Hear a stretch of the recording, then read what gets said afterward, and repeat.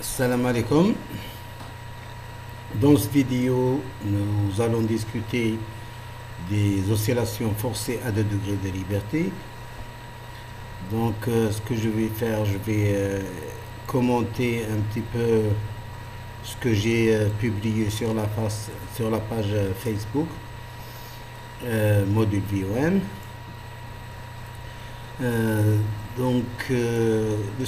Les systèmes oscillatoires forcés à 2 degrés de liberté. Ce qu'on a dit pour le 1 degré, il est toujours valable ici. Un système forcé, donc c'est un système qui subit une force externe qui entretient son mouvement. Dans le cas du système à 2 degrés de liberté, donc nous avons deux coordonnées généralisées à traiter. Nous aurons deux équations de mouvement. Nous traitons exclusivement des forces de forme sinusoïdale avec une pulsation oméga qu'on peut régler, on peut dire ça. Elle est donnée bien sûr et qu'on peut régler, donc ça veut dire qu'on l'a collé. Alors nous allons traiter un exemple simple parce que le but c'est d'illustrer la méthode, mais c'est la même méthode qu'on suivra pour tous les systèmes.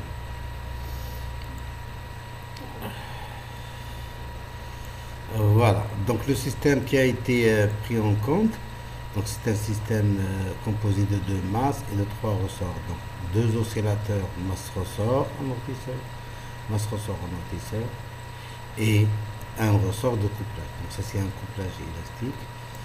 Donc au cas sur ce système, on va appliquer une force sinusoïdale sur la première masse, on peut ou sur la deuxième masse ou sur les deux, avec la même pulsation. Avec deux pulsations, c'est plus compliqué. Donc c'est une pulsation à chaque fois d'excitation. Mais c'est peu importe la première ou la deuxième masse, puisque le système de toute façon il sera obligé d'osciller, il sera obligé de vibrer. Donc que ce soit sur la première ou la deuxième masse, c'est pareil. Voilà.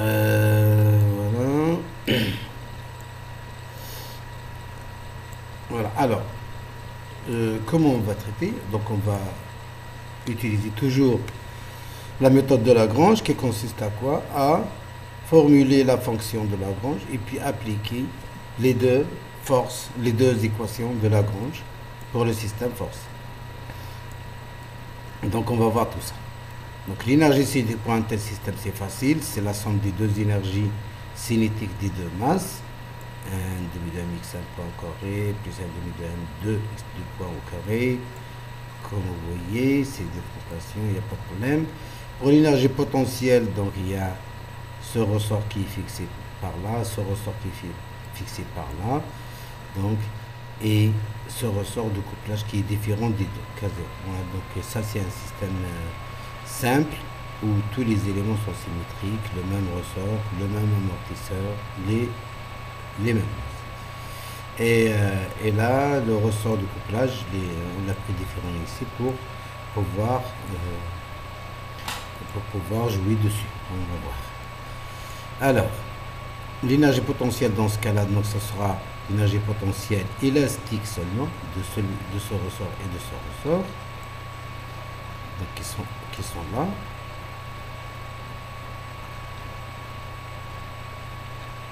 Un demi de kx1 au carré plus un demi de kx2 au carré. Le ressort du milieu, k0, il est déformé des deux côtés, donc c'est un demi de k0, x1 moins x2 au carré. Voilà. Ici je développe, j'ai développé x1 au carré, kx0 au carré plus un demi de k0, x2 au carré, moins k0, x1, x2. Voilà. Et je regroupe x1, k plus k0, x1 carré, k2 plus k0, x2 au carré, voilà, comme c'est le même k, c'est k plus k0. Voilà, enfin c'est facile ce calcul, tout le monde peut le faire, donc je vous conseille quand même de faire ce calcul. Voilà, j'écris la fonction de Lagrange, l'énergie cinétique moins cette énergie potentielle. Voilà, j'ai la fonction de Lagrange en fonction de x1 point, x2 point, x1 et x2. La fonction de dissipation, pareil, c'est la somme des deux contributions des deux amortisseurs. Hein, donc on va dire, donc la fonction de dissipation totale, c'est une énergie, c'est une puissance. Donc c'est additif aussi, c'est la fonction de dissipation totale, c'est la fonction de dissipation de soit plus de celui-là. Donc ça fait quoi? Ça fait un demi de alpha x alpha au carré plus de alpha x de au carré. Donc voilà. On a ce qu'il faut pour écrire les équations de mouvement. Hein, pour notre système oscillatoire de degré de liberté amorti ici. Hein, donc on a mis des amortisseurs. Voilà. Donc si on applique en dérive, on trouve ces deux équations. Hein, c'est facile. mx1 pour x1 2 points plus donc ce terme-là. Si je dérive ça, ça fait alpha x1 point. Je mets là, ça fait plus. Ça devient plus. Alpha x1 point au carré plus. Donc alors si je dérive ça par rapport à x1 point, ça va donner k plus k0. Le moins et le moins. Le moins et le moins, ça va devenir plus, donc j'aurai k plus k0 x1. Ensuite, ici, ça c'est 0, donc, et là je dérive, donc le moins ici, ça va faire un moins. K0, je dérive par rapport à x1, ça fait x2. Voilà. Et puis le deuxième terme, f0 cos oméga, le second moment. La deuxième équation, pareil, est égale à 0. Voilà. Ces deux équations de mouvement sont différentielles sont les équations de mouvement de notre système. Donc maintenant, comment on va résoudre ça? Comment on va la résoudre? On va le résoudre seulement dans le régime permanent. Ça, c'est un système forcé. C'est pareil, c'est la même conclusion que pour le système forcé 1 degré de liberté. On avait dit que un système forcé qui contient un amortisseur, donc en régime permanent, on n'aura que la fonction sinusoïdale, donc la fonction particulière. Alors, qui est quoi? Qui est un cosinus simple comme celui. Alors, ici, on va dire pareil, donc en régime permanent. Pourquoi je fais ça? Parce que c'est plus compliqué. Même là, en régime permanent, vous allez voir, c'est pas facile. C'est pas, enfin, c'est pas assez lourd, c'est pas que c'est difficile, c'est que les formules sont bonnes. On va voir. Alors, donc en régime permanent, donc la solution homogène sera égale à 0, plus la solution particulière, qui sera, elle, la solution permanente. La solution particulière, par définition, on avait dit, elle est toujours de la même forme que le second membre. Le second membre, c'est le vecteur. Hein. Le vecteur f, c'est le vecteur du second membre est une fonction sinusoïdale. Donc les deux solutions permanentes seront de forme sinusoïdale. Alors j'écris la forme générale d'une fonction sinusoïdale, c'est a cos oméga t plus phi, avec les deux constantes différentes. Ça, on ne peut pas trouver plus général que ça. Donc les deux formules seront de cette forme. Les deux solutions permanentes. X, 1, 2, X, 2. Très bien. Donc maintenant, qu'est-ce qu'il faut? Il faut déterminer A1, phi1, A2 et phi2. Voilà. Donc, pour ce faire, on va utiliser la représentation complexe. La représentation complexe exclusivement parce que ce système parce que c'est plus compliqué de l'étudier avec les réels. Mais c'est facile, le complexe. Donc, comme on avait déjà vu, c'est le cosinus qui va devenir exponentiel. Donc, la forme exponentielle de notre complexe. Donc, ça, à la place du cosinus, devient exponentiel. Voilà. On va remplacer x1 de t par sa forme complexe. Et voilà, donc pour remplacer dans les équations différentielles. Donc j'ai besoin du dérivé second et de la fonction elle-même, x1 et x2. Donc j'ai besoin de tous ces dérivés. Il faut que je les prépare. Donc x1 est égal à comme ça. Donc la dérivée. Donc là il y a un point. Il y a un point ici, un point. Donc ça c'est, je dérive une fois, ça fait i oméga a exponentielle oméga t. Je dérive une nouvelle fois, donc ça c'est 2 points. Je dérive une nouvelle fois, j'aurai moins oméga carré a1 exponentielle oméga. Mais ça vous avez déjà fait, c'est facile. Donc x1, x1 de t, x1 point de t, et x2 point. Voilà. Donc j'ai de la même façon je fais pour le x2.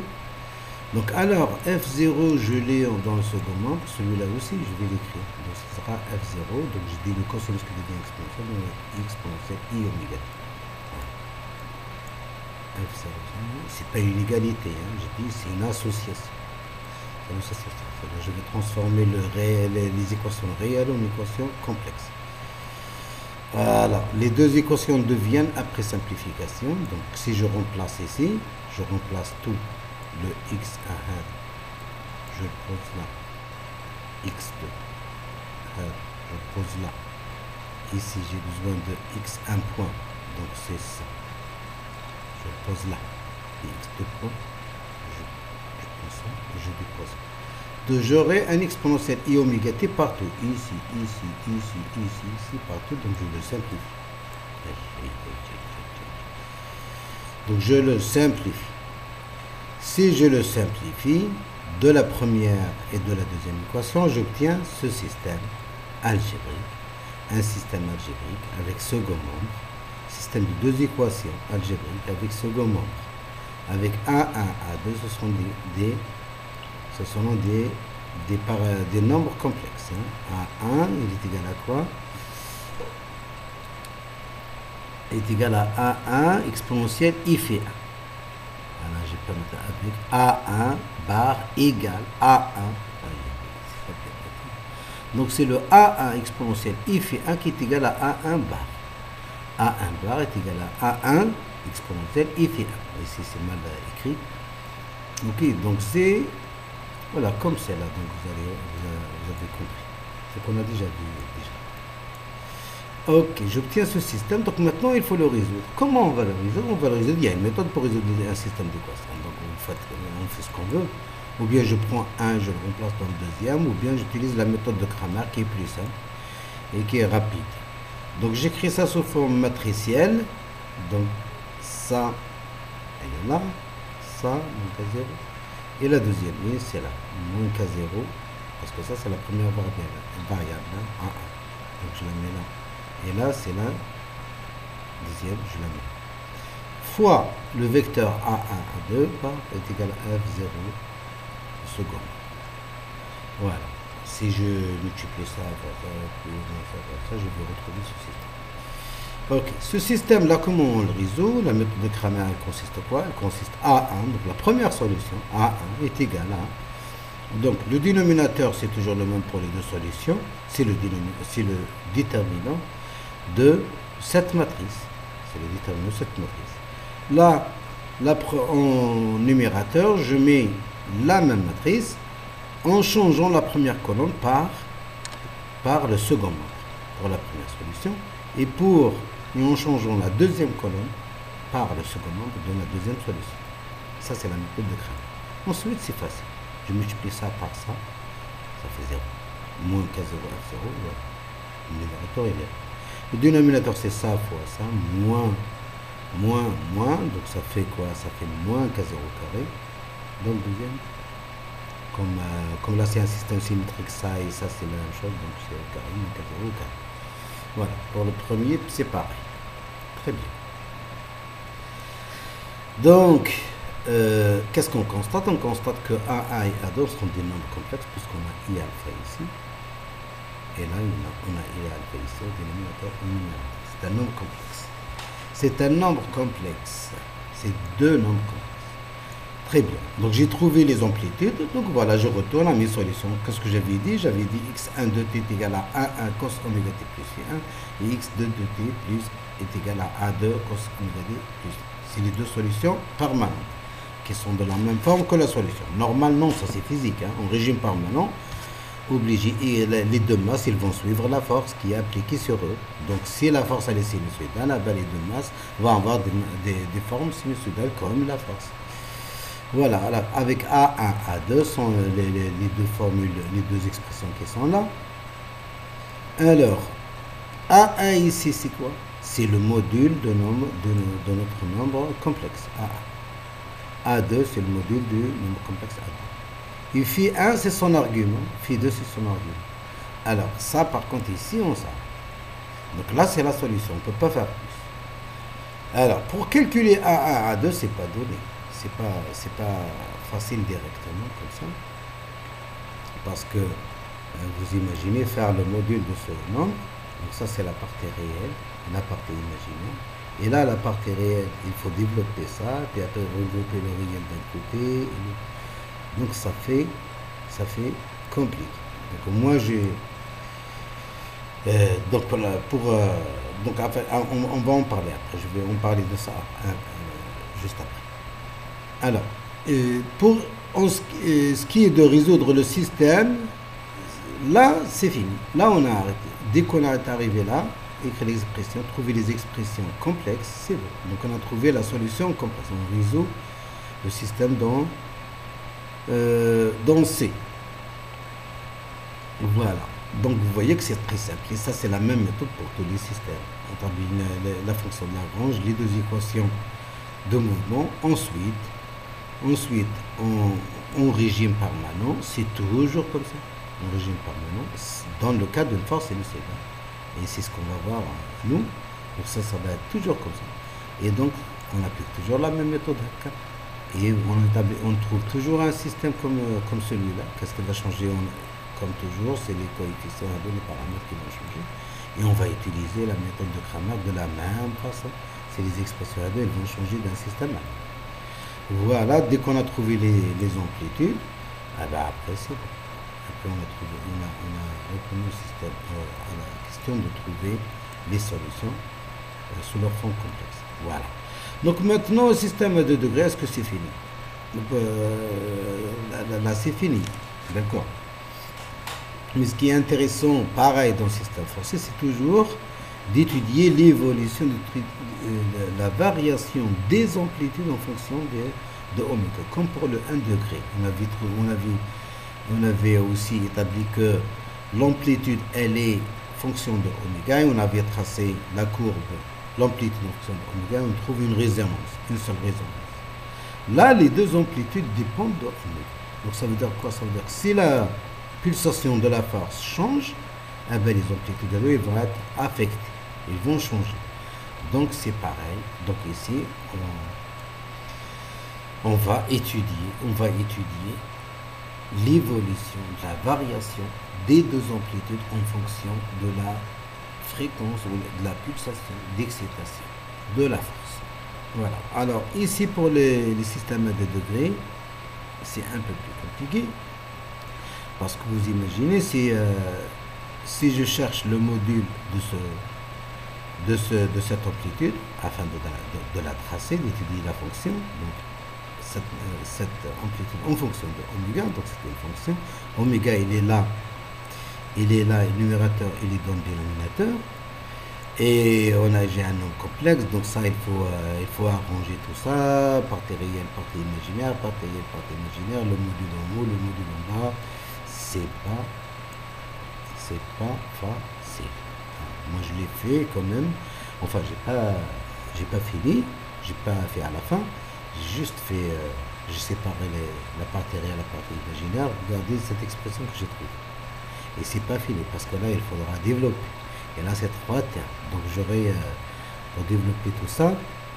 Et c'est d'étudier cette fonction comme ça, en fonction de oméga. C'est pas facile. C'est pas facile. Donc ce qu'on fait en général, c'est que là c'était la première utilisation du complexe parce que moi On peut utiliser... bon, ça ne veut pas dire que je suis en train de dire qu'on va vous demander de faire ça pendant un examen, pendant un exercice. Non. J'ai dit les solutions qui sont possibles. On peut faire ça par MATLAB, par le logiciel MATLAB, parce que le logiciel MATLAB, il comprend les complexes, il peut traiter les nombres complexes. Donc il suffit de définir les deux amplitudes, les mêmes expressions qui sont en haut,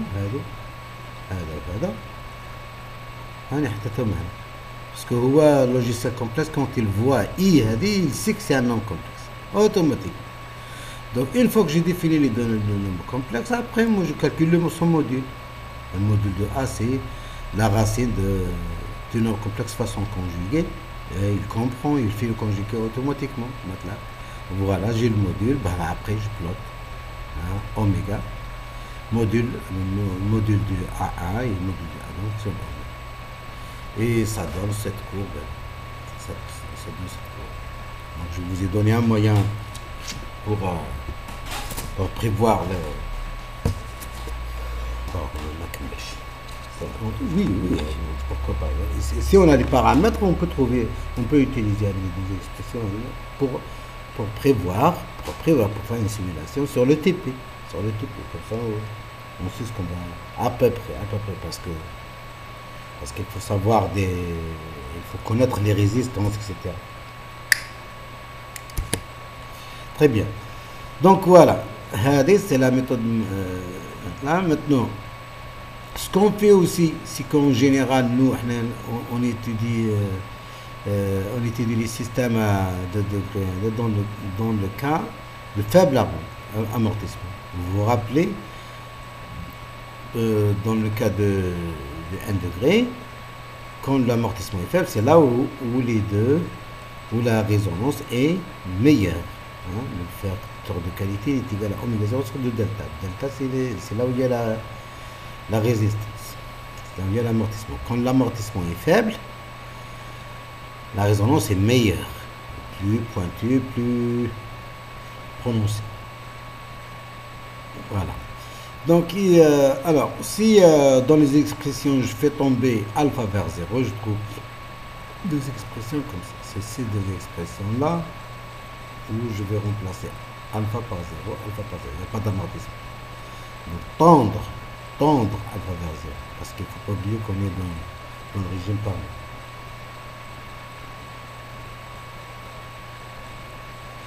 Si je fais alpha tendre vers 0, j'obtiens ces deux expressions. Et là, je vois quoi? Le dénominateur, il est commun. Le dénominateur, il est en oméga carré. Donc ça, ce terme-là, il peut s'annuler a priori. C'est possible qu'il s'annule. Donc si je cherche les racines du dénominateur, je trouve qu'il y a 2 oméga. On peut faire le calcul. Vous voyez, ça c'est carré, c'est x carré moins y carré. Donc, voilà, le calcul est égal à ça. Une fois plus et une fois moins.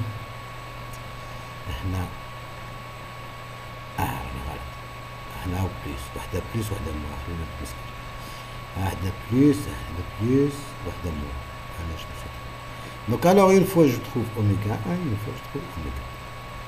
Voilà, ça c'est quoi? Si vous vous rappelez, c'est les deux pulsations propres du système libre non amorti. Alors, qu'est-ce qui se passe pour ces deux pulsations? Les dénominateurs, il devient égal à 0. Ça veut dire quoi? Ça veut dire que les deux amplitudes vont tendre vers l'infini. Parce que ça c'est un système non amorti. On a fait tendre alpha vers 0.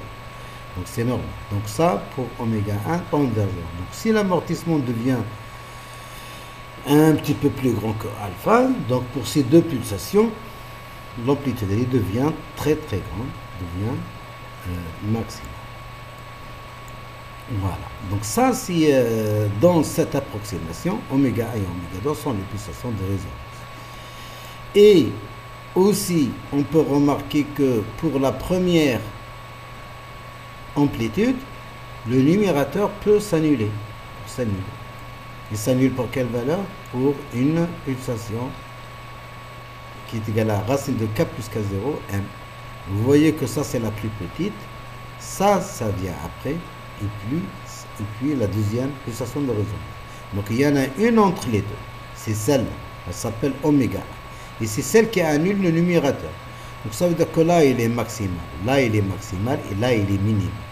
Donc ça veut dire qu'on passe par un maximum ici, après on passe par un minimum ici, ensuite on va repasser par un autre maximum ici. Donc ça c'est ce qu'on appelle la pulsation d'anti-résonance. Donc c'est ici. Là, oméga A, oméga 1, oméga 2, oméga A. C'est ce qu'on appelle la pulsation d'anti-résonance.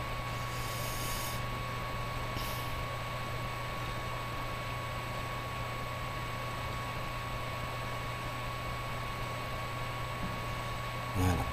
La troisième méthode, troisième manière, c'est de faire le TP. C'est comme le TP qu'on fait nous dans le TP-BE. Utiliser le système électrique équivalent. Donc ça c'est un système à 2 degrés. Donc ça veut dire qu'on a besoin de deux mailles. Hein, masse ressort, masse c'est la bobine. Ressort c'est le condensateur. Le ressort qui est fixé, c'est ce condensateur. La masse, c'est celle-là. Ça, c'est l'amortisseur. Et là, c'est celui qui est commun aux deux mailles. C'est le ressort. Le condensateur, c'est le ressort qui est le ressort de couplage. K0. Donc ici, on l'appelle C0. Voilà. Et ça, c'est une maille édotée. C'est un système symétrique. La force appliquée sur la première masse, donc c'est le générateur qui est dans la première maille.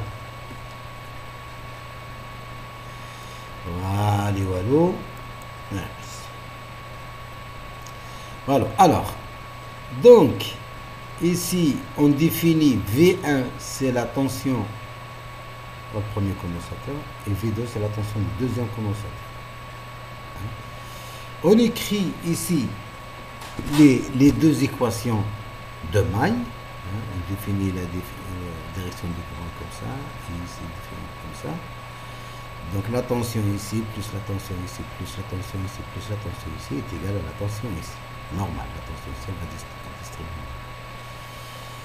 Voilà. Et ici, on fait le tour aussi. La tension ici, plus la tension ici, plus la tension ici, plus la tension ici, est égal à ça. Donc si je fais ça, je trouve cette équation. Donc en fonction de la charge. Alors, comme on a V1 est égal à Q1 sur C, c'est par définition. Q1 ici, c'est la charge Q1, c'est le courant I1 qui est égal à Q1 point sur Q1 point, oui. Donc ici, c'est la charge Q1. Donc V1, ça sera Q1 sur C1 sur C. Et V2, c'est Q2. C'est la charge Q2 qui circule ici. Donc V2, c'est C2, Q2 sur C. Très bien. Donc si je remplace Q1 est égal à V1 fois C et Q2 V2 fois C, je vais retrouver les deux équations en fonction de V1. Donc c'est ce que j'ai fait ici.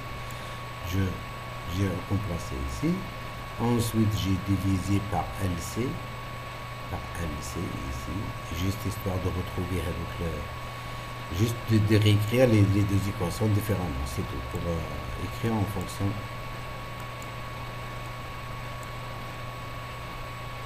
Pour écrire les deux équations en fonction de ces deux paramètres, oméga 0 qu'on connaît, et delta R sur 2L, ici c'est symétrique, donc c'est le même, c'est delta égale R sur 2L. Voilà, je divise par LC, je retrouve cette équation. C'est la deuxième équation. Ici aussi, à ce niveau-là, on définit un paramètre aussi qui s'appelle le facteur de couplage, qui par définition est égal à C sur C plus C0. Donc ici, pour exprimer les deux équations en fonction de K, avec, donc j'ai besoin de remplacer le texte, 1 plus C sur C0 et C sur C0. Donc qu'est-ce que je fais? J'inverse. Ensuite, je fais un petit traitement mathématique. J'établis C0 sur C égale à ça.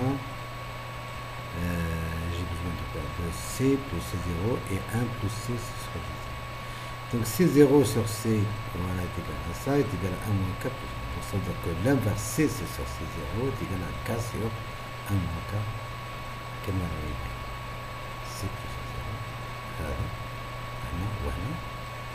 وهذا il faut que je rajoute 1. Si je rajoute 1, ben, faites le calcul, ce sera 4 moins 1 sur 1. Je vais remplacer C plus 0 plus 1 par 1 sur 1 moins K. وهذا par K sur 1 moins K. Donc je vais retrouver les deux. Je vais retrouver les deux équations. Les deux équations, c'est ce que vous voyez dans le type.